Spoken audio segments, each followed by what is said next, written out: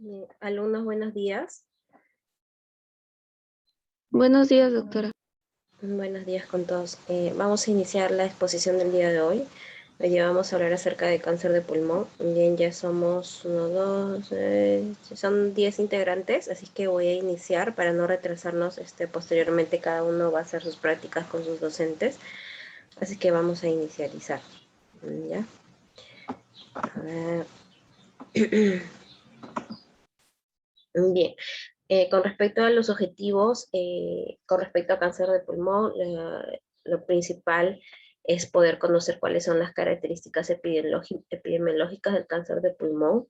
Tenemos que poder determinar cuáles son los factores de riesgo más relevantes para que se dé esta patología, cuáles son los mecanismos fisiopatológicos involucrados, al mismo tiempo conocer la clasificación de cáncer de pulmón, el diagnóstico y el estiaje clínico el cual utilizamos y el cual está vigente a la actualidad desde el 2018 por la OMS, ¿no? También describir de manera general los principales tratamientos existentes para cáncer de pulmón, a la vez que tenemos que conocer y saber abordar el nódulo pulmonar como tal. ¿Qué es un nódulo pulmonar? Cuando hablamos que un nódulo pulmonar tiene características de malignidad, para poder ya alzar las alarmas y poder hacer un estudio adecuado antes de que el paciente pueda llegar a estadios avanzados de cáncer y establecer las medidas preventivas. Con respecto a la definición, pues, el cáncer de pulmón o carcinoma broncogénico, que es como se le conoce, se refiere a tumores que se originan del parénquima pulmonar o dentro de los bronquios, ¿no? Entonces, va a ser una enfermedad crónica debido a la proliferación de células del epitelio respiratorio. Como estamos viendo en la imagen, tenemos el epitelio respiratorio que está conformado por diferentes células, desde la capa más basal hasta la capa más superficial o la capa más alejada, la capa basal. Entonces, las células que recubren, estas células se van a encontrar recubriendo los bronquios, los bronquiolos, y también van a formar los alvéolos. Dentro de estas células tenemos a las células basales y a las células neuroendocrinas. Lo voy a citar a ya está. Entonces, las células basales tienen un potencial bastante alto de diferenciación y las células neuroendocrinas van a producir neurotransmisores. La proliferación de estas células neuroendocrinas van a tener un potencial también alto y van a producir el tumor carcinoide, ¿sí? Este tumor carcinoide pues es el menos peligroso, ¿no? De los tumores primarios pulmonares. Entonces recordar, células neuroendocrinas tienen una liberación alta de neurotransmisores y van a proliferar. Al proliferar estas células van a producir el tumor carcinoide, que es uno de los tumores menos agresivos de los tumores primarios pulmonares. Luego tenemos las células caliciformes, que bueno, su función va a ser producir moco. Las células ciliadas, que van a eliminar partículas y patógenos, ¿no?, hacia la garganta para poder ser luego deglutidas. Y tenemos las células claras, ¿no?, que están en la parte más distal, como estamos viendo, están en la parte más distal del sistema respiratorio. Lo encontramos en los bronquiolos terminales y los bronquiolos respiratorios. Y su función va a ser muy parecida a la función que cumplen las células caliciformes. Entonces, esta parte quería explicar por qué tenemos estas células, estructuras celulares que se van a ver alteradas en el cáncer de pulmón. Entonces, en cuanto a la epidemiología, a nivel mundial, pues los casos y las muertes por cáncer de pulmón están aumentando, ¿no? Entonces, tenemos que es así, ya que para el 2018 la estrategia de registro mundial de cáncer, que es la GloboCan, estimó que 2.09 millones de casos nuevos, o sea que corresponden al 11.6 del total de casos de cáncer, correspondían a cáncer de pulmón, y de estas el 18.4% del total de cánceres registrados pertenecían a cáncer de pulmón. Entonces estamos viendo que el cáncer de pulmón genera una mortalidad bastante elevada, ¿no? 1.7 millones del total, ¿no?, de cánceres. Es una mortalidad bastante alta, ¿no? Entonces, para el año 2012 también tenía una mortalidad bastante alta, ¿no? Entonces estamos viendo que el cáncer de pulmón lo convierte, estas cifras registradas convierten al cáncer de pulmón pues en la causa de muerte por cáncer más frecuente, tanto en varones como en mujeres.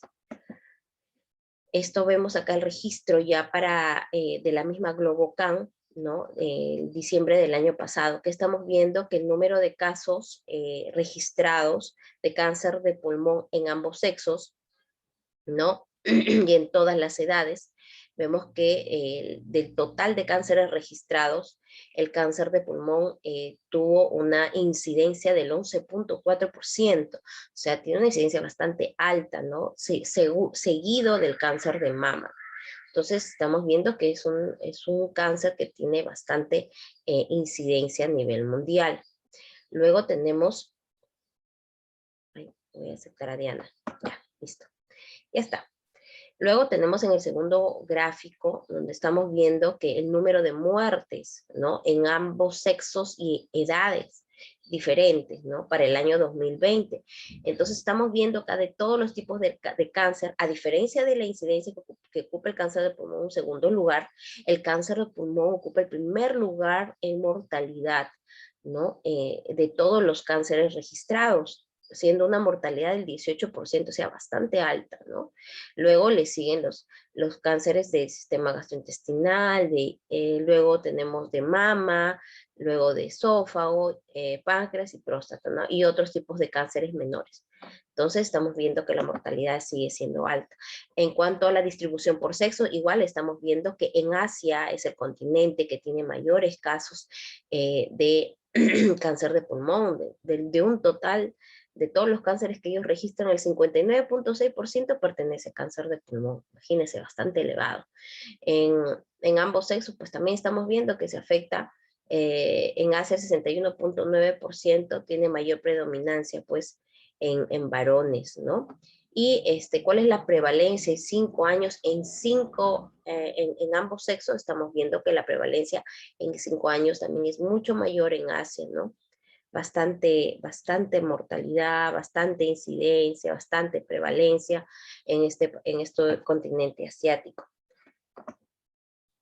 Con respecto a las características de varón y mujer, entonces en las mujeres estamos viendo que la incidencia es alta, pero en varones la incidencia es alta, en las mujeres también, pero estamos viendo que si nosotros comparamos incidencia entre varones y mujeres, que el cáncer de pulmón, pues, si bien es cierto, la incidencia es menor, ¿no? Pero a diferencia de otros reportes previos del 2018, estamos viendo que la incidencia de cáncer de pulmón en mujeres también está incrementando. ¿Por qué? Porque, bueno, pues ya están ocurriendo cambios en cuanto al hábito tabáquico en la población femenina, ¿no? Ahora hay población femenina que fuma de manera habitual, entonces eso está relacionado también al cáncer de pulmón y también a los cambios de la actividad de la mujer, ¿no? La mujer ya realiza actividades y tiene exposición a ambientes ocupacionales donde puede haber exposición a sustancias o partículas relacionadas a cáncer de pulmón. Entonces, estamos viendo que la incidencia es mayor en varones, a diferencia de las mujeres, ¿no? Una incidencia de 14.5 comparada con la incidencia de mujeres de 8.4%. La mortalidad también es mucho mayor en varones, ¿no? De 22%, y en mujeres de 13.8%, ¿no? Entonces, estamos viendo esa diferencia. ¿Cuáles son los cambios significativos que están ocurriendo en la epidemiología de cáncer de pulmón? Entonces estamos viendo que la brecha de género se está reduciendo, ¿no? El número de muertes por cáncer de pulmón de mujeres se estima que va a superar para el año 2045 a la de hombres, ¿no? Si nosotros vemos acá estas tortas que estamos representando de manera gráfica, estamos viendo que la mortalidad está en 22% en varones, en mujeres en 13.8, no es mucha la diferencia. Entonces esto se estima que debido a los cambios bruscos y a las al comportamiento de la población femenina, pues esto para el 2045 se va a revertir, ¿no? Y puede ser mayor en las mujeres. Las mujeres tienden a ser diagnosticadas también a una edad más temprana. Esto es bueno porque en las mujeres que se realizan habitualmente estudios de otras patologías ginecológicas, por ejemplo, cáncer de mama, siempre se están haciendo screening de cáncer uterino, de cuello uterino, ¿no? Entonces, incidentalmente, al realizarse estudios de mama, encuentran alguna alteración en el parénquima pulmonar y es por ello que en las mujeres tienen un diagnóstico más temprano, ¿no? A diferencia de los varones que el diagnóstico es un estadiaje más avanzado de cáncer de pulmón. Y bueno, en las mujeres la supervivencia ha mejorado, ¿no? Como estamos viendo en la imagen. Entonces tenemos ahí la edad eh, y la incidencia y la mortalidad, ¿no? En varones y en mujeres, ¿no? Estamos viendo de que ya esta curva se van acercando, ¿no? Las incidencias entre varones y mujeres ya casi van a ser equiparables. Al mismo tiempo estamos viendo en el gráfico de barras cómo es que el cáncer de pulmón, ¿no? Generalmente tiene una mediana de edad de diagnóstico de 70 años, lo cual quiere decir pues que este cáncer de pulmón ya se diagnostica en etapas avanzadas, en estadios avanzados donde ya hay metástasis y donde lamentablemente lo único que nos queda hacer es tratamiento paliativo con los pacientes, ¿no? Entonces estamos viendo ahí la mediana de edad. También vemos el porcentaje de casos por estadiaje, ¿no? Es muy raro o es muy poca la cantidad de pacientes que son diagnosticados con un cáncer de pulmón localizado, ¿no? Siendo este porcentaje de pacientes de un 16%, ¿no? O sea que se puede descubrir inicialmente el cáncer, ¿no? Cuando está localizado. La población es de un 16%. Cuando hay una afectación regional del 22%, o sea que solamente está confinado al pulmón o en todo caso ha hecho algún tipo de lesión o hay linfonódulos que solamente comprometen el parénquima pulmonar. Y el gran porcentaje de localización o de casos diagnosticados, pues los tenemos cuando ya hay una metástasis, ¿no? Representando el total de casos de un 57%, ¿no? O sea, es un cáncer bastante agresivo que se diagnostica en estadios bastante avanzados donde no podemos hacer más nada. La mediana de sobrevida tenemos a 5 años cuando el cáncer de pulmón está localizado, ¿no? La mediana de sobrevida a los 5 años es de un 57%, o sea, hay expectativas de que el paciente pueda vivir este tiempo, ¿no? De 5 años. Cuando hay una afectación regional, de un 30,8%. Cuando ya hay metástasis a distancia, la sobrevida se reduce bastante. Los pacientes ya cuando tienen metástasis, pues el diagnóstico, al diagnóstico, pues la sobrevida se puede calcular inclusive a menos de 3 meses, 6 meses, el paciente fallece, ¿no? Es un cáncer bastante agresivo. Con respecto a las tendencias en el Perú, ¿no? ¿Cuáles son las tendencias en el total de casos por año de cáncer de mama y de pulmón? Entonces, esta gráfica la quise poner porque estamos viendo de que existe cáncer de mama que si bien tenemos que tiene una presentación más alta en nuestro medio, tiene mayor incidencia, un poco más de prevalencia, a diferencia del cáncer de pulmón, pero estamos viendo que en segundo lugar está el cáncer de pulmón, o sea que sigue siendo un cáncer en el Perú, pues con bastante incidencia, ¿no? Y estamos viendo acá en el gráfico de barra su representación, que se estima que para el año 2040, pues estas cifras van a ir creciendo, ¿no? Van a ir aumentando, ¿no? Tanto en cáncer de mama como en cáncer de pulmón. Ahora estamos viendo la estimación de la incidencia de casos y de muertes en Perú en ambos sexos, ¿no? Para la edad de 40 años estamos viendo de que el cáncer de pulmón tiene una mortalidad, ¿no? Bastante alta. También tenemos una incidencia alta, ¿no? Estamos viendo ahí por encima de los 2.500 casos y de cáncer de pulmón vemos la incidencia de ya va aproximándose a los 3.000 casos, mientras que esta mortalidad por cáncer de pulmón, pues como lo vuelvo a repetir, por 2.500 casos. Imagínense, bastante alto. Entonces, en el Perú, este cáncer ocupa el 7º lugar en incidencia y el 2º lugar en mortalidad. En cuanto a los factores de riesgo, ¿no? Existen múltiples factores de riesgo que podemos encontrar, ¿no? De estos factores de riesgo tenemos el tabaquismo, la exposición al gas radón, el asbestos, la polución y alteraciones o factores genéticos. De estos 5 factores que estoy acá mencionando, los más importantes son el hábito tabáquico, la exposición laboral y los factores genéticos. Es importante porque el tabaquismo está involucrado con todas las partículas que generan gran inflamación y que generan alteraciones genéticas, pues es el principal factor de riesgo para desarrollar cáncer de pulmón. A su vez, es importante mencionar que no todos los pacientes que son fumadores van a desarrollar cáncer de pulmón. Tiene que haber un índice tabáquico bastante alto. Y de todos los pacientes, del total de pacientes que fuman, aproximadamente de un 10 a 15% realizan o pueden presentar en algún momento de su vida cáncer de pulmón. No todos lo presentan. Es así como también que hay pacientes que nunca han fumado en su vida y desarrollan cáncer de pulmón. Y esto que nos orienta que hay un origen genético, hay una predisposición genética para desarrollar cáncer de pulmón debido a alteraciones mutacionales o alteraciones o factores oncogénicos del paciente. Bueno, y bueno, la exposición laboral, que ya lo hemos mencionado anteriormente, en la exposición de enfermedades ocupacionales, ¿no? Que están relacionados a partículas que al ser inhaladas generan alteraciones e inflamaciones crónicas con producción de radicales libres y pues, no, pues las alteraciones mutacionales características que van a dar cáncer de pulmón. Entonces, en cuanto al tabaquismo, tenemos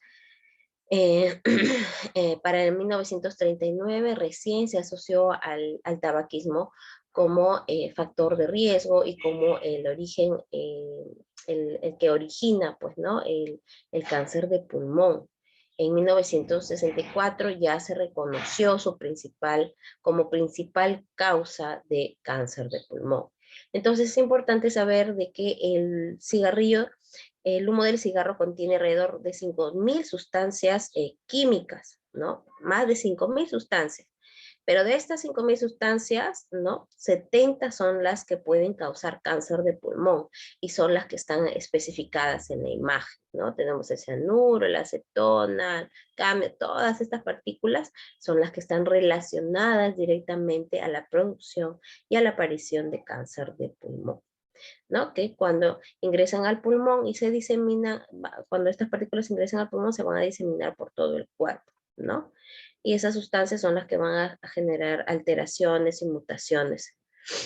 Entonces estamos viendo acá que existe el tabaquismo de primera mano, que es, bueno, pues inhala el fumador; de segunda mano son los que inhalan alrededor; de tercera mano es el humo que está impregnado en los tejidos, o sea, el fumador elimina el humo y ese humo se queda impregnado en la ropa. Ese es el tabaquismo de tercera mano. Y de cuarta mano, pues son las colillas.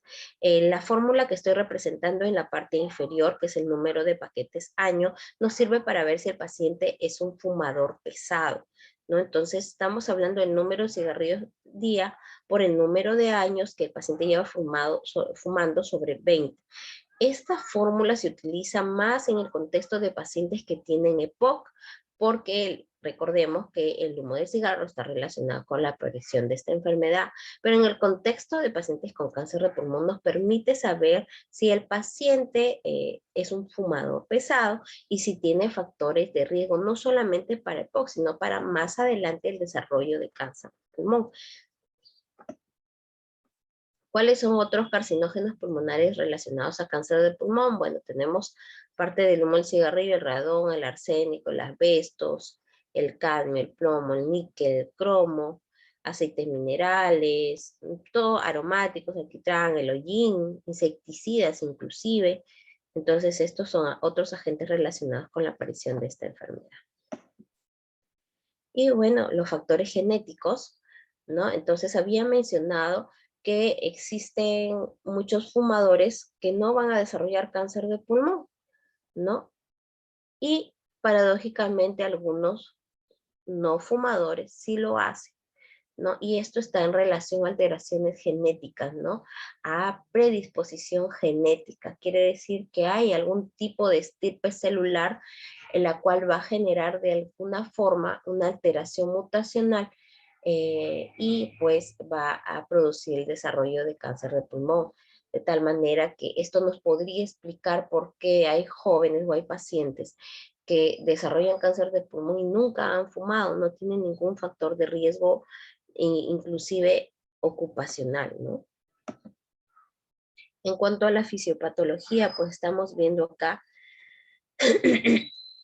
que el humo de cigarrillo va a estar relacionado pues al cáncer de pulmón, al nosotros fumar, pues estas sustancias van a ingresar al pulmón y se van a diseminar por todo el cuerpo. Al mismo tiempo, estas sustancias van a generar van a generar muchas alteraciones, ¿no? Y mutaciones epigenéticas que van a iniciar una alteración a nivel celular, ¿no? La primera alteración se va a generar en una clona celular, ¿no? En una célula específica, ¿no? Y todas estas características, todas estas alteraciones de la clona celular van a resultar en la activación de protoncogenes y la inactivación de genes supresores tumorales. O sea, vemos que hay una disregulación, ¿no? Que hay una activación de protoncogenes, ¿no? A la vez que hay una inactivación de genes supresores tumorales, ¿no? Entonces, así que empieza a predominar más la activación de protoncogenes y se va formando más células cancerígenas, ¿no? Entonces, estamos viendo acá que en la gráfica, ¿no? La alteración genética más frecuente en el adenocarcinoma es la mutación del factor de crecimiento epidérmico, que es el EGFR, y también tenemos el CRAS, ¿no? En cuanto al cáncer microcítico, la mutación más frecuente es la del gen CEMIC, ¿no? Del oncogen CEMIC. Y al mismo tiempo es importante saber, ¿no? Que existen etapas que conllevan al cáncer, al desarrollo de cáncer invasivo, ¿no? Entonces estamos viendo en la representación características histológicas, ¿no? Cortes histológicos. Entonces, se tiene que partir de lesiones precursoras, ¿no? O preneoplásicas. ¿Cuáles son las lesiones precursoras? Tenemos ahí la hiperplasia, la metaplasia, la displasia y el carcinoma in situ. Y posteriormente ya estas lesiones preneoplásicas se convierten en un carcinoma invasivo. ¿Ya? Entonces, ¿cuál es la hipótesis que estoy mencionando? Es una hipótesis en la que nos dice que la exposición repetida a carcinógenos, en particular al humo del cigarrillo, va a conducir a displasia epitelial pulmonar, y si esta exposición persiste, va a conducir a mutaciones genéticas, afectándose la síntesis de proteínas, al mismo tiempo que se va a interrumpir el ciclo celular y se va a producir mayor carcinogénesis. Y bueno, estoy mencionando las mutaciones que ya he referido, ¿no? Las mutaciones de desarrollo de cáncer de pulmón, tenemos aquí las más frecuentes, el CEMIC, el BL2, el P53 para el cáncer de pulmón de células pequeñas, y el EGFR, CRAS y PDC para el cáncer de pulmón de células no pequeñas, que son las mutaciones más frecuentes que nosotros encontramos. Entonces estamos viendo ya que no es solamente saber cáncer de pulmón, sino que es importante saber las mutaciones, así como habíamos visto en tuberculosis que hay pruebas de sensibilidad para ver dónde, si es que hay mutaciones que nos generan alteraciones de la del tratamiento, ¿no? Que el paciente no vaya a responder al tratamiento igual. En el cáncer de pulmón hay cánceres que generan alteraciones genéticas y que esas son estudiadas, ¿no? Al tomar una muestra de tejido pulmonar, ese tejido se manda a estudiar, a hacer un estudio histológico y se va a determinar si hay alteraciones mutacionales, lo cual es importantísimo en el contexto del cáncer de pulmón para saber qué tratamiento le podemos dar al paciente, que mejore su calidad de vida y que en algún momento, si es que se puede, si el paciente reacciona al tratamiento, pues poder erradicar el cáncer de pulmón. Entonces estamos viendo acá un pulmón normal, ¿no? Donde vemos que hay presencia de lesiones iniciales, ¿no? Hay células cancerígenas, donde solamente hay un compromiso localizado, ¿no?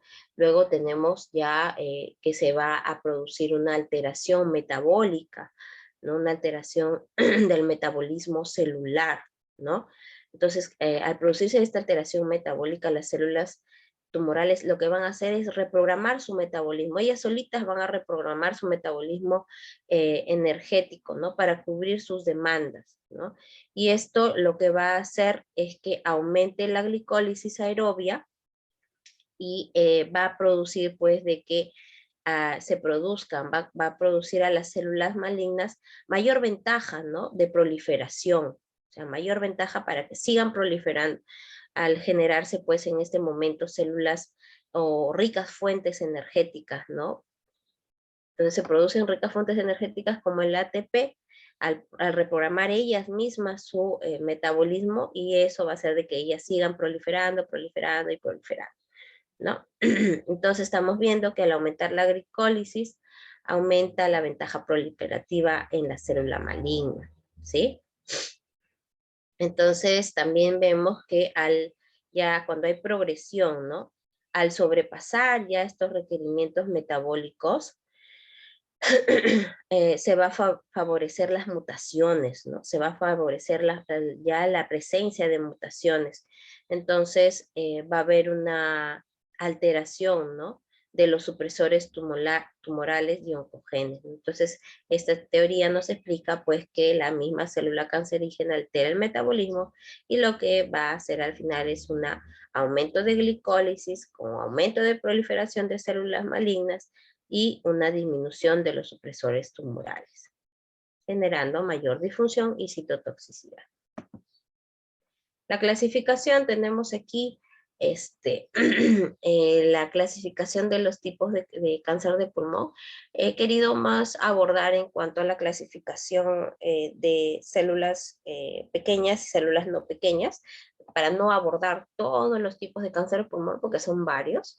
Entonces tenemos los dos grupos principales, células pequeñas, células no pequeñas. Dentro de las células pequeñas tenemos el carcinoma de células pequeñas, tenemos la combinación de carcinoma de células pequeñas, tenemos del cáncer de células no pequeñas, tenemos tres: el adenocarcinoma, el carcinoma de células escamosas y el carcinoma de células largas. Entonces, lo que tenemos que saber acá, que el carcinoma de pulmón microcítico o de células pequeñas representan aproximadamente el 15 a 20% de los cánceres de pulmón y está asociado a tabaquismo. Al mismo tiempo tiene mayor tiempo de duplicación y hace metástasis mucho más temprano. El carcinoma de pulmón no microcítico o de células no pequeñas representan el 80-85%, o sea, son los más frecuentes en encontrar, ¿no? en ser diagnosticados, ¿ya? De células no pequeñas.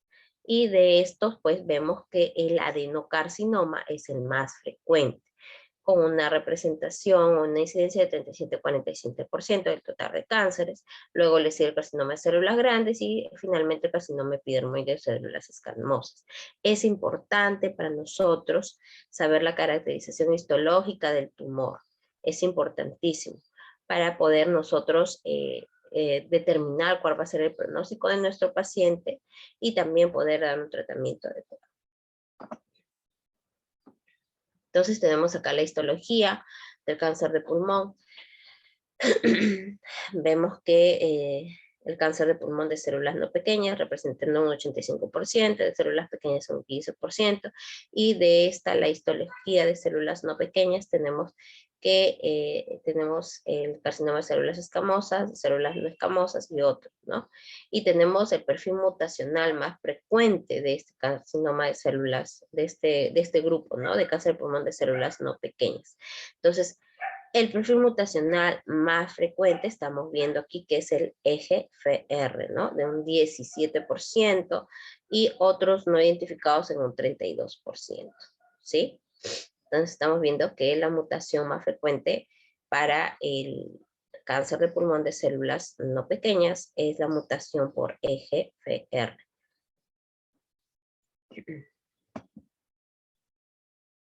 Igual acá estamos viendo esto, ¿no? Entonces, ¿qué es lo que se propone para Para la clasificación del 2021, para la nueva denominación del 2021, nos habla de que el cáncer de pulmón de célula pequeña ya no es solo una enfermedad, sino varias. ¿Varias por qué? Porque estamos viendo de que hay varias mutaciones que se van a producir, ¿no? Entonces estamos viendo de que hay un perfil mutacional diferenciado en el cáncer de pulmón de células no pequeñas, siendo, como lo he mencionado, la mutación EGFR la más frecuente. Entonces es por ello que para la definición de este año ya nos dicen que el cáncer de pulmón de célula pequeña ya no es solo una enfermedad, sino varias, con varios subtipos y características histológicas que van a permitir abordar y darle un manejo adecuado al cáncer, ¿no? Entonces tenemos las características del adenocarcinoma. ¿Cuáles son las características de este cáncer, no? Como estamos viendo en la imagen, generalmente asienta en cicatrices, puede asentar en cicatrices de pacientes que han tenido TBC. Ojo, que no quiere decir que todos los pacientes que hayan tenido TBC van a desarrollar adenocarcinoma, no, sino que puede presentarse en pacientes o en cicatrices pulmonares previas. Y generalmente la característica más importante es que cuando se diagnostica en etapas tempranas, pues es una masa periférica bien delimitada, como estamos viendo en el gráfico, siendo la causa más frecuente el adenocarcinoma de nódulo pulmonar solitario maligno, ¿no? Entonces, cuando encontramos un nódulo periférico, habría que pensar que la etiología puede ser un adenocarcinoma. Es el más frecuente entre los no fumadores y es la causa más frecuente de derrame pleural maligno, ¿no? Entonces hemos visto ya en los talleres que hemos realizado, ¿no? De derrame pleural maligno de tipo masivo, ¿no? Todo el pulmón lleno de agua. En un paciente, por ejemplo, de 80 años, ¿no? Entonces yo pensaría como primera hipótesis de que el paciente puede tener un cáncer de pulmón, ¿no? Y que probablemente sea un adenocarcinoma porque está más relacionado a derrame pleural maligno. Genera metástasis extratorácicas en el 80% de los casos. Y bueno, la clínica generalmente e inicialmente son asintomáticos, posteriormente ya de acuerdo al aumento del tamaño y a la proliferación de las células tumorales, y si es que hay desplazamiento de estructuras bronquiales, puede dar dolor prurítico. Recordar que esta es una lesión periférica generalmente, ¿no? Puede estar muy pegada a la pleura y eso va a ocasionar el dolor, ¿no? Dolor torácico pleurítico. Y bueno, el derrame pleural. Su diagnóstico es a través de biopsia transbronquial, que ya lo voy a explicar más adelante cómo es el método diagnóstico. Las manifestaciones clínicas para el cáncer de pulmón, tenemos tos inicialmente, ¿no? Posteriormente igual, es más frecuente aún todavía. Luego tenemos malestar general, tenemos dolor de cabeza, dolor torácico, hemoptisis, hallazgos o localización de linfadenopatías, dolores óseos, hepatomegalia, síntomas cerebrales, alteraciones del retorno venoso, disfagia e infecciones respiratorias, ¿no? Y bueno, tenemos aquí lo que caracteriza, ¿no? El cáncer de pulmón. Tenemos el síndrome constitucional, ¿no? Los pacientes cuando los vemos ya pues empiezan a tener algún tipo de sintomatología por este cáncer. Ojo que recordar que no solamente el cáncer de pulmón, sino en cualquier tipo de cáncer, cuando ya el paciente manifiesta alguna sintomatología, quiere decir que el cáncer ya no está en una etapa inicial, sino que ya está en una etapa avanzada. Entonces, los pacientes van a reflejarnos un síndrome constitucional, hay astenia, anorexia, baja de peso.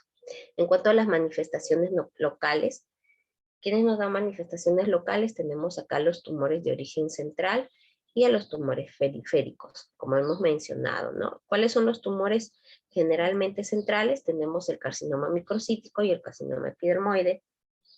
Y de los tumores periféricos tenemos el adenocarcinoma y el carcinoma de células grandes. Entonces, inicialmente estos tumores van a ser asintomáticos, ya cuando hay afectación de algún bronquio o de alguna estructura bronquial o un bronquiolo terminal, el paciente puede tener tos, ¿no? Ya cuando la afectación es mayor y el tumor va creciendo, puede haber necrosis, ¿no? De los capilares y puede haber afectación de las arterias bronquiales y va a generar hemoptisis, va a haber disnea, dolor torácico, derrame pleural. Y cuáles son las manifestaciones por invasión, ya cuando hay una alteración fuera de la caja torácica o por contigüidad, ¿no? De afectación de un pulmón, afecta al pulmón, al pulmón del otro lado. Entonces, cuando hay invasión, el paciente puede tener alteraciones traqueales, ¿no? Puede haber disfagia, ¿no? Cuando hay invasión esofágica, puede ocurrir parálisis de los nervios, ¿no? Va a haber ronquera, ¿no? Hay pacientes que empiezan a tener voz ronca, ¿no? Cuando hay afectación del nervio laringio recurrente. Cuando hay afectación del nervio frénico, generalmente lo que vamos a encontrar es una elevación del hemidiafragma, va a haber disnea. Cuando hay afectación de la cadena simpática, pues vemos el síndrome de Horner, ¿no? Que es bien característico. Vemos al paciente con endoftalmos, ptosis, miosis y anhidrosis, ¿no? Entonces esas son las características. Otra característica es el síndrome de Pankos, ¿no? Entonces tenemos la afectación ahí a nivel de C8, T1, T2. Entonces el paciente va a caracterizarse porque va a tener dolor en el hombro, ¿no? Con irradiación cubital, va a haber dolor cervicotorácico, más el síndrome de Horner, ¿no? Que ya le hemos explicado. Y bueno, va a haber compresión de la vena cava superior, ¿no? Que eso va a generar un edema en esclavina. El edema en esclavina, pues es el edema de la parte superior hasta la parte supraclavicular, ¿no? Todo un edema de esa área, ¿no? Del cuello a nivel supraclavicular, inclusive la cara, ¿no? Va a haber cianosis y circulación colateral. Entonces tenemos aquí las manifestaciones particulares de cada tipo de cáncer, ¿no? Estamos viendo el adenocarcinoma, el carcinoma microcítico, el carcinoma epidermoide y el cáncer de células grandes. El adenocarcinoma es más, más frecuente en mujeres, en no fumadores, causa con mayor frecuencia de derrame maligno, osteoartritis hipertrófica, o sea, genera gran inflamación a nivel de la articulación que se puede manifestar como delimitación, inclusive en algunos casos se puede confundir como una artrosis o una osteoartritis, ¿no? En realidad es un endocarcinoma. Entonces, recordar, ¿no? No fumadores, mujeres, y genera con mayor frecuencia derrame pleural maligno, ¿no? Luego tenemos el carcinoma microcítico, que es responsable de la aparición de síndromes paraneoplásicos, ¿no? Endocrinológicos. Por ejemplo, un CIJA, un síndrome de Cushing, ¿no? Ectópico.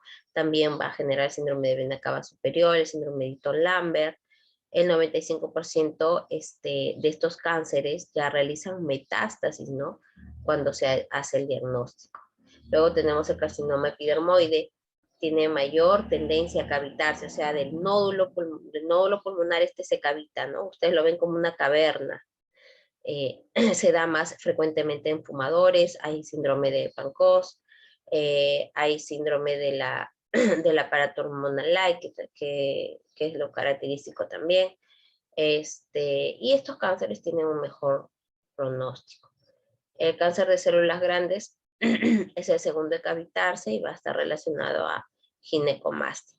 Las metástasis más frecuentes del cáncer de pulmón, tenemos metástasis a hueso, cerebro, médula ósea, hígado, médula suprarrenal. Entonces estamos viendo en la imagen superior el síndrome que habíamos explicado acá, el síndrome de Horner, ¿no? Endoftalmos, ptosis, miosis, ¿no? Eso es lo que estamos viendo. El diagnóstico tenemos que abordar al paciente de forma sistemática también, ¿no? Confirmar el diagnóstico histológico, o sea, tener una muestra de esa lesión encontrada para hacer un estudio molecular respectivo y ver si es que hay algún tipo de mutación que nos lleve a dar un tratamiento adecuado al paciente. Tenemos que realizar la tipificación y evaluar la reserva cardiorrespiratoria. O sea, no es solamente hacer diagnóstico de cáncer de pulmón, sino también ver si es que hay una buena función pulmonar y ver si es que hay alguna afectación cardiovascular. O sea, se estudia tanto el sistema respiratorio como cardiovascular. Los sitios más frecuentes de metástasis tenemos, por orden de frecuencia y de aparición, tenemos afectación al hígado, en un 30-60%, luego de las suprarrenales, posteriormente el hueso y al cerebro. ¿Ya? Entonces es importante para nosotros determinar la presencia o ausencia de lesiones a distancia. Es de tal manera que para nosotros es importante en esta etapa, ¿no? En esta etapa, para poder determinar la ausencia de lesiones a distancia, es importante hacer estudios imaginológicos. Inicialmente, y siempre deberíamos hacer en todo paciente con una enfermedad recién diagnosticada, ya sea nódulo pulmonar, ya sea cualquier otro tipo de enfermedad respiratoria, siempre una radiografía de tórax y posteriormente una radiografía de tórax para valorar inicialmente el tumor, ¿no? Para ver la presencia de nódulos en otros lóbulos, ¿no? Para hacer la clasificación si es T1, T2, T3, ver si es que hay derrame pleural, orientar el compromiso si es que hay compromiso de nódulos pulmonares, y la estadificación de mediastino, que eso se hace mediante mediastinoscopía.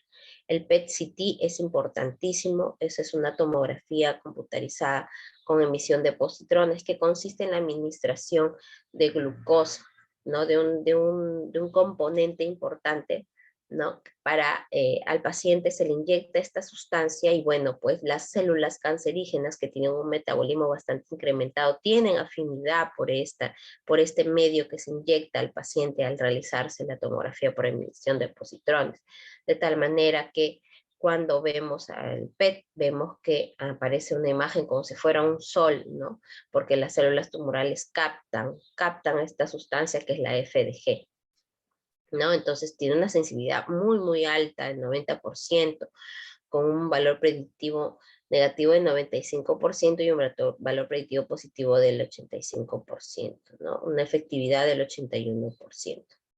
Y también requiere pues una confirmación histológica.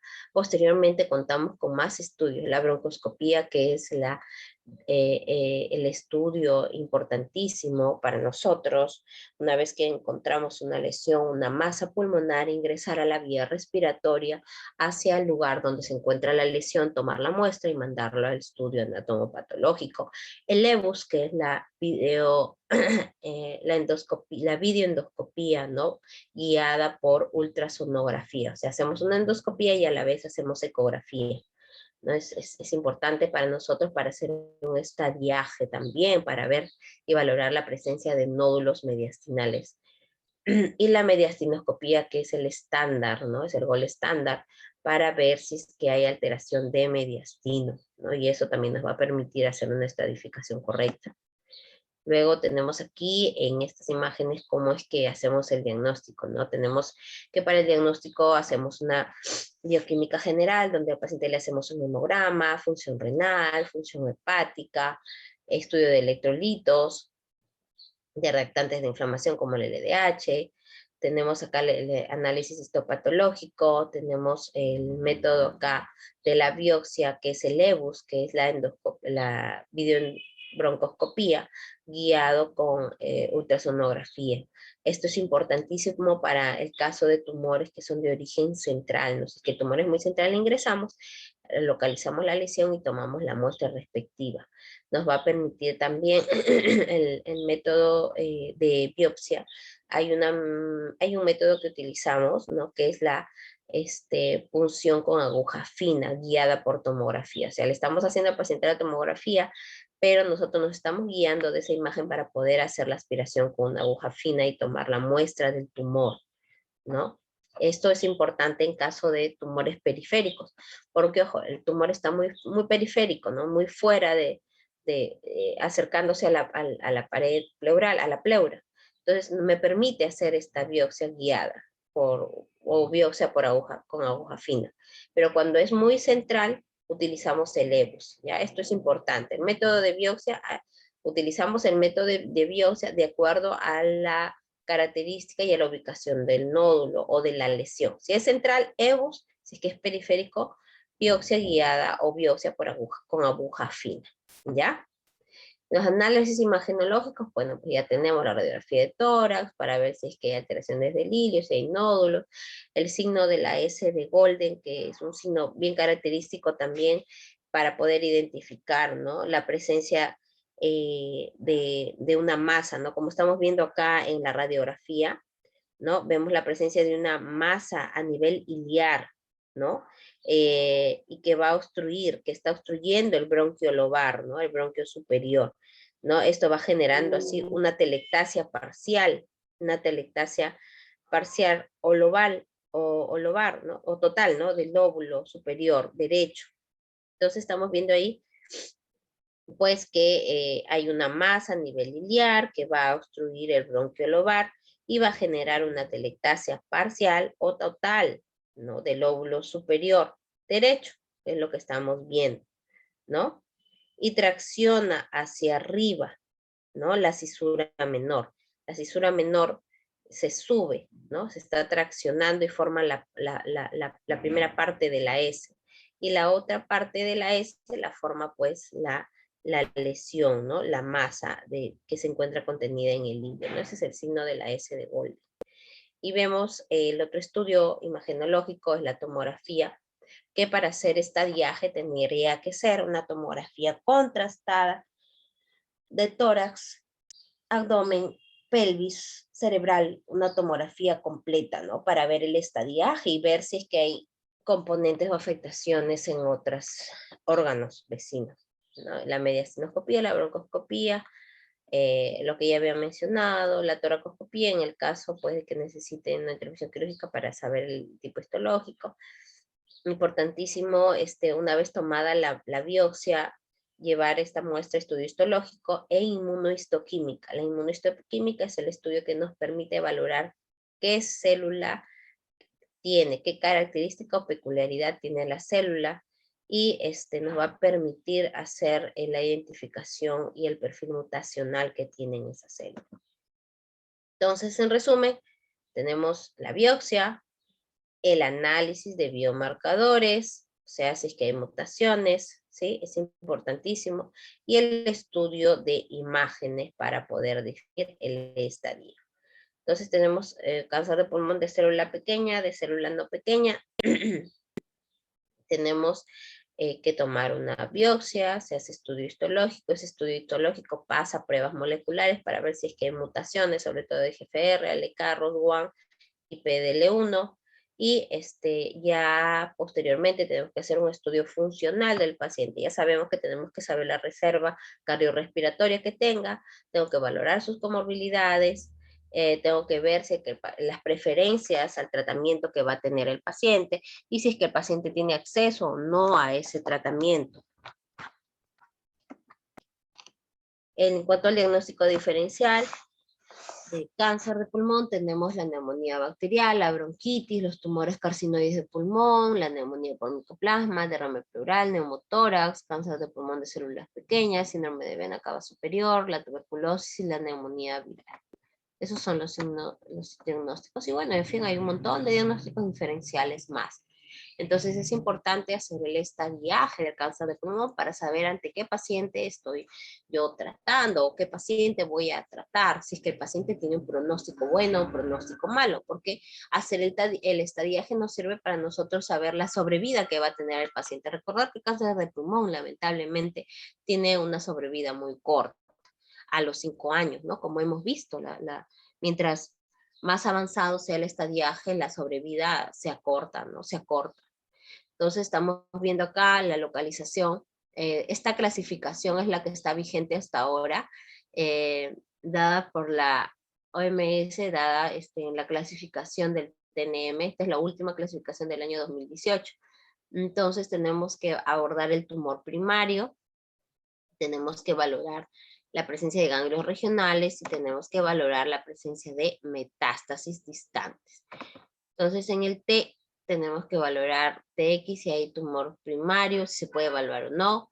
T0 no hay evidencia de tumor primario, ¿no? El carcinoma in situ, el T1, T2, T3 y T4, cada uno con sus representaciones características de acuerdo al tamaño del tumor. Por ejemplo, T1 menor o igual a 3 centímetros, ¿no? Tenemos el T2 cuando es mayor a 3 centímetros, pero menor de 5, el T3 que es mayor de 5, pero menor o igual a 7, y el T4 cuando es mayor de 7. Y ojo que en cada una de estas clasificaciones del T del tumor, pues el compromiso que hay en otras áreas también se va evidenciando, ¿no? Si es que está asociada a la presencia de nódulos contralaterales, o sea, de otro lóbulo, ¿no? Si es que hay afectación de la tráquea, del esófago, corazón.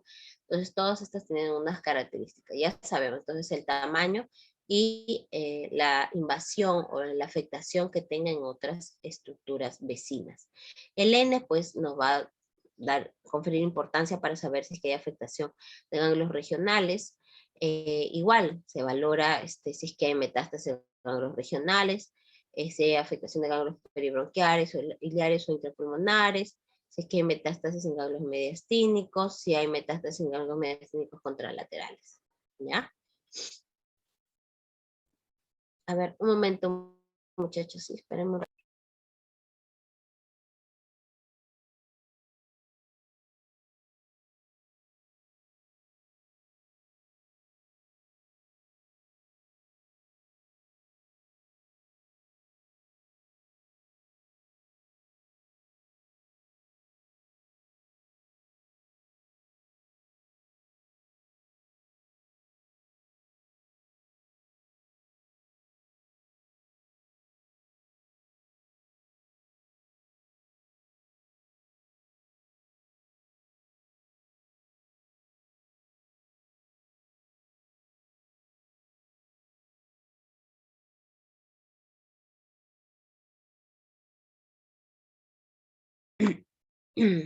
Ya, chicos, a ver. Luego sigue la representación M de metástasis distantes, ¿no? Entonces, tenemos desde el M0 hasta el M1C, ¿no? Cuando hay metástasis torácicas múltiples en uno o en varios órganos. Creo que hemos visto en uno de los talleres esta representación, ¿no? Radiográfica. Cuando hay metástasis torácicas se ven nódulos por todos lados en ambos pulmones y bueno, pues es terrible, ¿no? Vemos que ya no solamente un pulmón se afecta, sino ambos pulmones y vemos un montón de nódulos por todos lados, ¿no? Y bueno, tenemos acá el resumen, ¿no? El resumen cuando el resumen del estadiaje, ¿no? Entonces, de acuerdo, si es que yo encuentro, por ejemplo, un T2A, un N0 y un M0, estamos hablando de un estadio clínico 1B. Si encuentro yo un T2A, un N3 y un M0, estamos hablando de un estadio clínico 3B. Y bueno, pues el estadio más avanzado, el más terrible, está en el estadio 4, que puede ser estadio 4A o 4B, ¿no? Que el paciente puede tener cualquier T, cualquier N. Y ahí podemos encontrar ahí M1A, 1B en el caso de 4A y el 4B, M1C. O sea, ya son estadios terminales, pues, ¿no? Los pacientes ya no tienen buen pronóstico, ¿no? Y bueno, esta es la representación de todo lo que se ha hablado aquí, ¿no? Todo lo que se ha mencionado, esta es la representación gráfica esquemática, ¿no? Del estadio 0, 1A, 1B, estadio 2A, 2B, el estadio 3A, el estadio 3B y el estadio 3C, ¿no? Entonces estamos viendo aquí la representación esquemática de cada estadio. Y bueno, el estadio más avanzado, pues, ¿no? Que es el estadio 4, ¿no? 4A y 4B, ya encontramos que hay diferentes T, diferentes N y M, pues, ¿no? Que vemos las metástasis, ¿no? Ya a gran distancia, inclusive, ¿no? Metástasis ósea, metástasis cerebral, metástasis de órganos de estructuras gastrointestinales, ¿no? Eh, afectación hepática, entonces ya la sobrevida es muy poca, ¿no? Y bueno, acá vemos la sobrevida al final, ¿no? Estamos viendo que la sobrevida cuando hay a 5 años, ¿no? Sobrevida a 5 años, cuando el paciente está en estadio 4A, se reduce a un 10%. O sea, cuando ya estamos en estadio 4A o 4B, de todos los pacientes con cáncer de pulmón que yo he visto, pues te sobreviven 3 meses, máximo 4, fallecen muy rápido. Es un cáncer muy devastador, el cáncer de pulmón. Ahora, ¿cuándo decimos que el cáncer es irresecable? O sea, que no se puede manejar quirúrgicamente. Cuando encontramos metástasis a distancias, cuando hay afectación del nervio frénico, cuando hay invasión de la carina o 2 centímetros proximales del bronquio principal, cuando hay invasión traqueal extensa, hay invasión del nervio recurrente, derrame pleural maligno, ¿sí? Cuando hay derrame pleural maligno quiere decir que ya es irresecable, porque ese líquido siempre va a volver a llenarse. O sea, le drenamos y nuevamente se va a volver a llenar de líquido, ¿no? También tenemos el síndrome de la vena cava superior, el cáncer microcítico estadio 1, no mayor a 1, y en donde en ocasiones se puede plantear resecabilidad, tenemos cuando hay metástasis a distancia, pero ¿cuándo puede haber resecabilidad cuando hay metástasis a distancia? Cuando hay afectación del pulmón contralateral. O sea, yo tengo una masa primaria en el pulmón derecho y aparece un nódulo en el pulmón izquierdo. ¿Puedo yo resecarlos? Podría resecarse, ¿no? Pero solamente con esa particularidad, solamente en esos casos. No cuando hay metástasis ya pues cerebral o del estómago o del hígado, ¿no? Siempre tiene que ser de del mismo tórax, ¿no? En ese contexto sí podría considerarse, algunos podrían considerar resecar. En cuanto al tratamiento, tenemos de acuerdo a las etapas, a los estadios que hemos abordado, ¿no? Tenemos en la etapa 1, qué es lo que hacemos, qué es lo que se indica. Cuando está muy localizado, es un nódulo pulmonar, pues sí, una cirugía, lo que se tendría que hacer es una lobectomía, o sea, se saca el lóbulo pulmonar afectado, se hace a la vez una linfadenectomía mediastínica, o sea, se saca el lóbulo y todos los ganglios linfáticos mediastínicos que estén afectados. ¿En qué caso se da? En tumores menores de 2 centímetros. En tumores menores de 2 centímetros la resección sublobar va a ser equivalente a la lobectomía, ¿no? Con una sobrevida también equivalente. O sea, si hay una sobrevida mayor a de 5 años cuando se hace este tratamiento. En etapas ya que corresponden al estadio 2 se puede hacer tratamiento quirúrgico y terapia adyuvante, o sea que se puede hacer quimioterapia o radioterapia, ¿ok? En la etapa 3, localmente avanzada, se puede hacer quimio, radioterapia de inducción en pacientes con buena capacidad funcional, en pacientes con respuesta completa, parcial o enfermedad estable, cirugía resectiva posterior. En estadio 3B, radioterapia nada más. En estadio 4, lamentablemente, solo quimioterapia. Acá vemos pues cuáles son las características de los tratamientos, cómo es que ha ido evolucionando el tratamiento del cáncer de pulmón, ¿no? Vemos que desde el 2006 hasta el 2020 se han hecho grandes avances en cuanto a la terapia objetiva de tratamiento del cáncer de pulmón. O sea, son el tratamiento ya dirigido. ¿Dirigido por qué? Porque una vez que yo tengo mi muestra del tumor, y si yo encontrara por estudio histológico, inmunohistoquímica, alguna alteración mutacional, yo le voy a dar el tratamiento a ese cáncer de pulmón orientado a esa mutación. Hay tratamientos, ¿no? Acá están mencionándolo, ¿no? Cuando hay alteración de GFR, le podemos dar, según el 2015, gefitinib, que es un tratamiento ya avalado. Entonces vemos que esa evolución se ha presentado hasta ahora, ¿no? Mire, cómo es que ha avanzado, ¿no? Desde 2015, cuando encontramos una mutación ROS1, crizotinib, cuando encontramos una mutación ALK, ceritinib, cuando encontramos una mutación EGFR positiva, ¿no? Para el 2018, miren, se ha cambiado el tratamiento ya a osimertinib, cuando hay una mutación EGFR, ¿no? Luego, para el 2019, vemos que cuando hay una mutación ROS1 se da el entrectinib. Y para el 2020 vemos que cuando hay una mutación ALK ya se da brigatinib. Cuando hay mutación RET, el serpecaptinib. Y para MET, el capmatinib, ¿no? Entonces, eso es cómo es que va cambiando, van haciéndose múltiples estudios cada año para poder encontrar el mejor tratamiento para el cáncer de pulmón. Ojo que este tratamiento es dirigido cuando se ha encontrado pues el perfil mutacional de la célula cancerígena, ¿no? Y bueno, tenemos también el tratamiento con inmunoterapia, ¿no? La inmunoterapia, el tratamiento pues estándar que es muy muy bueno, pembrolizumab. Nosotros usamos pembrolizumab para cáncer de pulmón, muy muy muy bueno. Ojo que hay que tener mucho cuidado con los efectos adversos.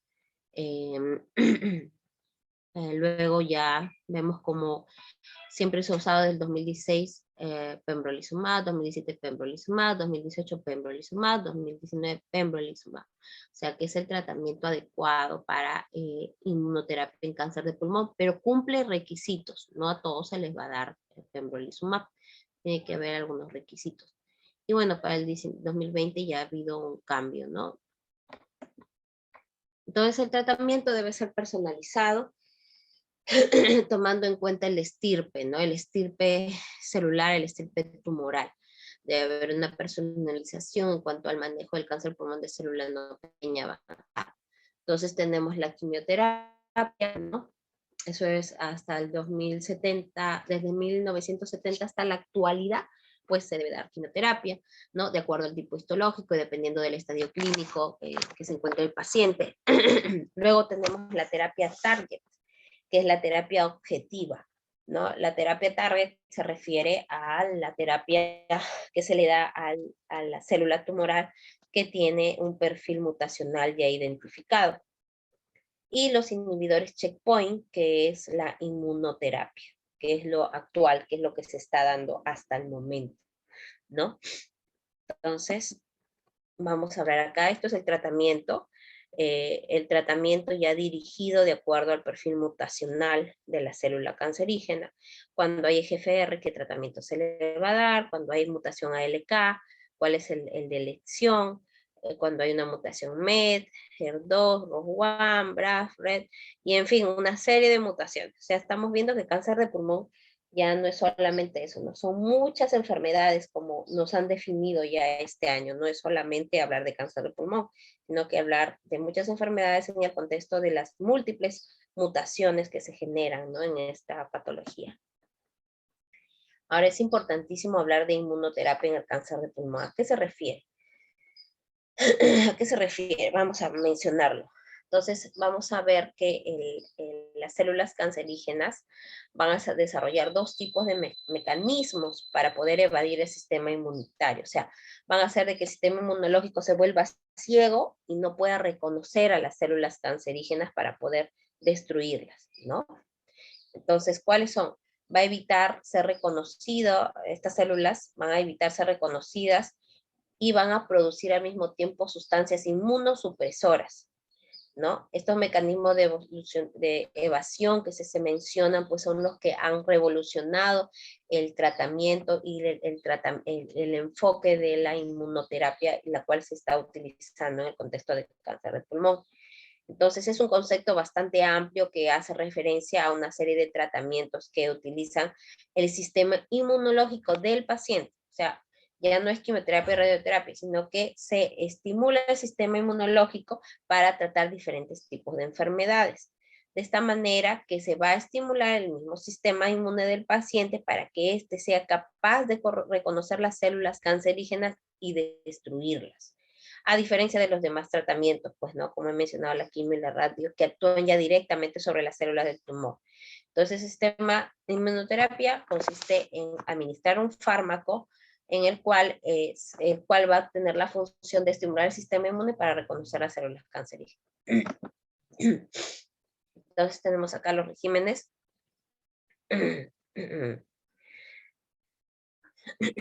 Tenemos en el caso, ¿no?, del estadio 4, ¿no? Y de los demás estadios, ¿no? El estadio 4 y el estadio 1, 2 y 3. Entonces tenemos acá el 4A y el 4B, ¿no? Cuando hay estadio 4A, ¿no? 4A, yo le puedo dar un PDL1 inhibidor. ¿Cuál es el PDL1 inhibidor? El pembrolizumab, que es lo que hemos mencionado acá, ¿no? El PDL1 es este, ¿no? donde dice 2016, que está con naranja, pembrolizumab. 2017, pembrolizumab. 2018, pembrolizumab. 2019, pembrolizumab. Entonces, ese es el tratamiento de inmunoterapia. Entonces acá yo le voy a dar en estadio 4A, pembrolizumab, pembrolizumab, pembrolizumab, asociado a otro fármaco, ¿no? Cuando es un estadio 3B, ¿no? 3B, le voy a dar solamente quimioterapia con adyuvante, que puede ser un PDL1, que es el pembrolizumab. Ahora están en investigaciones, ¿no? Tenemos el estadio C, ¿no? Tenemos el estadio 1, 2 y 3. Tenemos acá la terapia neoadyuvante, ¿no? Ahí yo le voy a dar igual inmunoterapia, que puede ser pembrolizumab con o sin quimioterapia. Si no responde, bueno, se puede optar por cirugía. En el caso de estadio 1, cirugía, ya hemos visto, y adyuvante se le puede dar tratamiento con inmunoterapia, con o sin quimioterapia. Ahora vamos a hablar de nódulo pulmonar solitario. Cuando hablamos de nódulo pulmonar solitario, según la definición, es una oposición radiológica única, redondeada, circunscrita, de un diámetro de hasta 3 centímetros, rodeada por parénquima pulmonar aireado y no asociada a telestasia, linfadenomegalia o derrame pleural. Esa es la característica del nódulo pulmonar solitario. Puede ser un hallazgo en la radiografía o tomografía torácica realizada para un estudio de otras patologías o para rastreo de cáncer pulmonar. O sea, que en la mayor parte de las veces, pues es un hallazgo incidental, ¿no? El paciente va para que lo evalúen por otras causas e incidentalmente encuentran en su radiografía un nódulo pulmonar. En promedio, pues se presenta en 1 de cada 1000 radiografías de tórax, ¿no? En pacientes que son asintomáticos. Los nódulos pulmonares solitarios son importantes desde el punto de vista clínico, ya que pueden representar una lesión maligna inicial potencialmente curable. Es importante, ¿no? Encontramos un nódulo, inmediatamente encendemos las alarmas y hacemos un estudio completo del paciente para evitar, pues, que la enfermedad progrese a estadios más avanzados. La prevalencia de malignidad de estos nódulos pulmonares puede variar de un 2% hasta el 23%, según los estudios ya realizados. Entonces, el nódulo pulmonar solitario va a ser la manifestación radiológica de muchas enfermedades, ¿sí? Podemos encontrar un nódulo pulmonar en tuberculosis, en granulomas, en algunas otras enfermedades micóticas, ¿no? Pero en patologías malignas lo encontramos ¿en dónde? En el cáncer de pulmón, específicamente en el adenocarcinoma. La prevalencia de la malignidad va a aumentar especialmente en pacientes con neoplasia previa. O sea, si el paciente ya tiene antecedente de diagnóstico de enfermedad neoplásica, pues en estos casos la prevalencia de malignidad se ve bastante incrementada. Entonces, esa es la característica. En cuanto al abordaje del nódulo pulmonar solitario, tenemos que valorar acá varias características, ¿no? Como ya he mencionado, es importante en la historia clínica saber la edad del paciente, ¿no? Entonces, si yo veo un nódulo pulmonar en un paciente de 15 años, ¿no? ¿Qué tendría que pensar, no? Tendría que pensar que probablemente sea un granuloma, ¿no? Una tuberculosis. Pero si yo encuentro un nódulo en un paciente mayor a 60 años, habría que pensar que ese nódulo no es nada santo. Yo tengo que hacerle un estudio para ver si se trata de un cáncer. Luego, el sexo femenino, hay que ver el antecedente de cáncer previo, tabaquismo, la historia familiar de cáncer importante y la exposición laboral, ¿no? Que haya tenido el paciente. Entonces, el riesgo de malignidad del nódulo pulmonar solitario va a estar directamente relacionado a las características que tenga este nódulo. Entonces, cuando el nódulo es subcéntrico y es pequeño, cuando hablamos de que el nódulo es menor de 5 milímetros, la malignidad es menor de 1%. Cuando es de 5,9 milímetros, la malignidad va aumentando hasta un 28%. En el contexto de un nódulo pulmonar solitario Cuando el tamaño va de 10 a 20 milímetros, la malignidad llega hasta el 32%. Pero cuando es mayor a 20 milímetros, o sea, 2 centímetros, la malignidad es incrementada. Las características que tienen estos nódulos son de nódulo sólido, subsólido o en vidrio esmerilado, ¿no? Nódulo sólido, o sea, lo vamos a ver como una opacidad, blanco, ¿no? Tiene una malignidad del 7%. Subsólido, o sea, que tiene, claramente se ve como una opacidad definida, ¿no? Pero vemos áreas en vidrio esmerilado, ¿no? Opacidad bien definida, pero tiene otra parte como vidrio esmerilado. Entonces, eso representa un nódulo subsólido que tiene una malignidad del 34%. Y de vidrio esmerilado puro tiene una malignidad del 20%. Cuando hay componente mixto, ¿no? Sólido de vidrio esmerilado, la malignidad va aumentando, ¿no? Entonces, estamos viendo acá las características del nódulo pulmonar, ¿no? Entonces, estamos viendo acá que es variable, ¿no? De acuerdo a las características, el patrón en corona, como estamos viendo, ¿no? En la tomografía de la parte, de la primera imagen del lado izquierdo, ¿no? Estamos viendo imagen en corona radiada, ¿no? Como si fuera un sol. Luego vemos una lesión espiculada, o sea, aparecen espículas, ¿no? Como proyecciones que salen de la lesión del nódulo pulmonar, ¿no? Que se están dirigiendo hacia un lugar, ¿no? Son especulaciones que salen de la lesión. Y vemos que hay lesiones, otras lesiones, ¿no? Como intermedias, ¿no? Escalopadas, ¿no? Que, o sea, se están dirigiendo a la pleura, son bien periféricas, pero no tienen proyecciones, como las especulaciones características que se ven en el adenocarcinoma. Luego tenemos la valoración de la tomografía, ¿no? La tomografía va a ser el método de elección para poder hacer en la actualidad el diagnóstico y el estadiaje correcto de cáncer de pulmón. Va a permitir ver la morfología, hacer la forma que tiene el nódulo pulmonar, el tamaño, el contenido interno, a su vez saber si es que está vascularizado o no. Nos va a permitir ver la velocidad de crecimiento del nódulo pulmonar. Asimismo, las reconstrucciones tomográficas que nosotros usemos, ¿no? Que tengan un corte menor a 1.5 milímetros, van a mejorar la resolución de este estudio y va a tener una sensibilidad mucho mayor para poder detectar nódulos pulmonares. Entonces, hay que saber aquí las características clínicas y las características imagenológicas. Entonces, en las características clínicas, tenemos que ver la edad.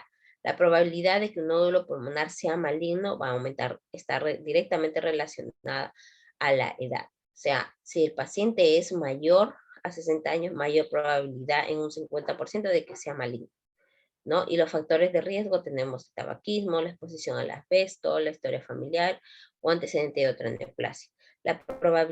Ahora las características radiológicas, tenemos que valorar el tamaño, la calcificación, los bordes y el crecimiento. Entonces, en cuanto al tamaño, la probabilidad de que un nódulo pulmonar solitario sea maligno va a aumentar con el tamaño del nódulo. O sea, mientras el nódulo sea mayor a 20 milímetros, mayor probabilidad de que sea maligno. Si en cuanto a las características de calcificación, si es que la calcificación es central, si es difusa, homogénea, o si es laminada, concéntrico en palomitas de maíz, ¿no? Entonces, cuando tiene estas características, pues hablamos de que tiene mayor probabilidad de malignidad, ¿no? Cuando es en forma de palomitas de maíz. Ahora, los patrones de calcificación no benignos, bueno, en palomitas de maíz, ¿por qué decimos de que tiene mayor probabilidad de que sea no benigno? Porque si bien es cierto, está formando patrones benignos, hay tendencia de que estas lesiones calificadas que están dentro del nódulo pulmonar puedan confluir, sean confluyentes, ¿no? Y más adelante, en siguientes estudios que se le haga al paciente, pues adopten otras características ya de malignidad. Pero todavía forman parte de los patrones benignos. Ahora, los patrones netamente no benignos de un nódulo pulmonar, tenemos las características de reticulación, que sean punteados, amorfos o excéntricos, o sea, que dentro de la lesión pues tenemos una característica de calcificación periférica a la lesión, ¿no? Y las características de malignidad de un nódulo, ¿no? ¿Cuándo hay mayor riesgo de malignidad? Cuando tiene las características de corona radiada, ¿no? Que es lo que hemos visto acá, ¿no? La corona radiada tiene mayores características de malignidad, llegando hasta un 95%. Cuando hay espiculación también un 90%, ¿no? Ahora, el tiempo de duplicación, el volumen, también tenemos que verlo, ¿no? Cuando hay lesiones malignas, la duplicación va de 1 mes a 2 años. Cuando hay lesiones benignas, menores de 1 mes, ¿no? Cuando hay hay que valorar que hay algunas excepciones en cuanto a esta regla que estamos mencionando. Hay lesiones malignas de menos de 1 mes, por ejemplo, las metástasis de coliocarcinoma, seminoma, sarcoma ortogénico, carcinoma células gigantes, carcinoma, carcinosarcoma, blastomas pulmonares. Y hay lesiones malignas de más de 2 años, que son algunos adenocarcinomas y tumores carcinoides. ¿Ya? Entonces esas son las excepciones. Y bien, en resumen, el nódulo pulmonar solitario típicamente va a ser menor a 30 milímetros, la mayoría es benigno, o sea, de origen infeccioso. Para todo paciente con nódulo pulmonar solitario se va a recomendar la tomografía sin medio de contraste para óptima evaluación inicial, pero posteriormente, si nosotros encontramos un nódulo pulmonar que está aumentando de tamaño, tendríamos que hacer un estudio contrastado, ¿no? Tendríamos que valorar las características de este nódulo, si ya está presentando calcificación, necrosis, algo más dentro de su estructura. Tanto la clínica como las técnicas de imagen y modelos pronósticos nos ayudan a establecer el riesgo de malignidad, ¿no? Entonces, para el nódulo pulmonar solitario sólido se recomienda el seguimiento de 2 años. O sea, en 2 años tendremos que hacerle el seguimiento al paciente. Y para los subsólidos se recomienda 3 años de seguimiento. Se debe hacer una biopsia adecuada del nódulo, hacer su estudio histológico. Para eso tenemos que evaluar el riesgo de malignidad, hacer cuando encontramos múltiples nódulos, tenemos que evaluarlos de forma individual. El procedimiento debe ser valorado de acuerdo a la probabilidad de malignidad, tamaño de localización, experiencia y decisión del paciente. El seguimiento de estos nódulos se deben de realizar por tomografía. Sí, ya saben, siempre el seguimiento de los nódulos pulmonares por tomografía. En cuanto a la prevención del cáncer de pulmón, tenemos que evitar pues, como el cigarrillo, dejar el hábito tabáquico, ya sea por primera o por segunda mano, usar mascarillas, hacer deporte, hacer tratamientos de relajación, llevar una dieta sana y tratar de estar en ambientes muy ventilados, que tengan buena...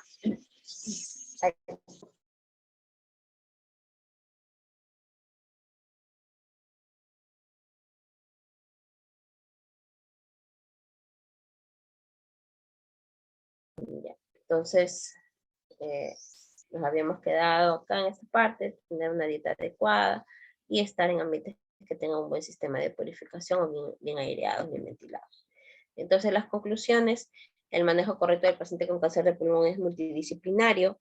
Ya estamos viendo que no solamente lo va a ver el neumólogo, sino que conjuntamente es el actuar del neumólogo, el radiólogo, el oncólogo, el nutricionista, o sea, son varios profesionales que tenemos que actuar, ¿no? Se debe hacer una biopsia adecuada con el suficiente tejido para análisis de histología y biomarcadores, y se debe, por lo menos en la muestra que nosotros obtengamos de esa biopsia pulmonar, tendríamos que realizar un estudio mutacional, ¿no? Sobre todo de las mutaciones más frecuentes, que son el EGFR, el ALK, el ROS1 y el BRAF. A la vez determinar si es que hay expresión de PDL1 en estas células, para ver si es que el paciente puede llevar inmunoterapia. Y bueno, estamos viendo que al final el cáncer de pulmón es personalizado, ¿no? De acuerdo a las características que estamos mencionando. Bien, nada más. Ahí terminó la exposición. Ayer les pasé, sí, sí tienen todas las diapositivas, porque ayer lo envié a Diana, que es la encargada de mi grupo, pero espero que todos los integrantes del grupo puedan tener esta ponencia, si las tienen, ¿no? Sí, doctora, sí la mandó. Ya. Entonces, aparte de esto, para que puedan a fines de estudiar para el día viernes, también ya les voy a estar enviando por medio de la delegada de mi grupo, 2 artículos que contienen todo lo que he revisado para el día de hoy y puedan pues leer un poquito más para el examen del día viernes. ¿Ok? Nada más. ¿Hay alguna pregunta? ¿Todo está bien? Ujú. Doctora, yo quería hacer una pregunta respecto al derrame pulmonar maligno que dijo que cuando se drena vuelve a aparecer. ¿Siempre tenemos que pensar en el paciente con adenocarcinoma o pueden ser otras posibilidades también? Claro, esa pregunta es buena. ¿Por qué? Porque estamos viendo acá, veamos esta diapositiva, ¿no? Ahí dice características clínicas. Entonces, ¿qué es lo que pasa?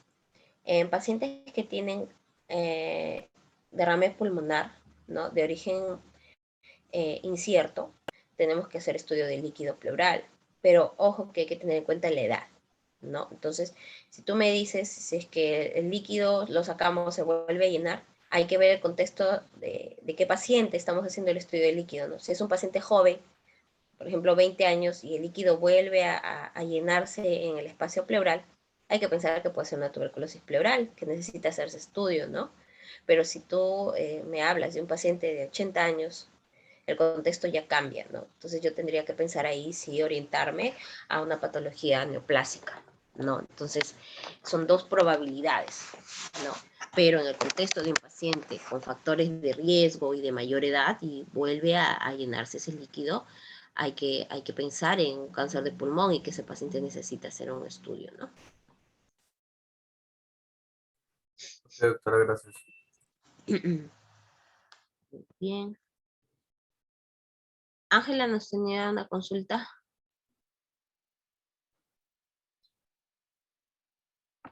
Ángela.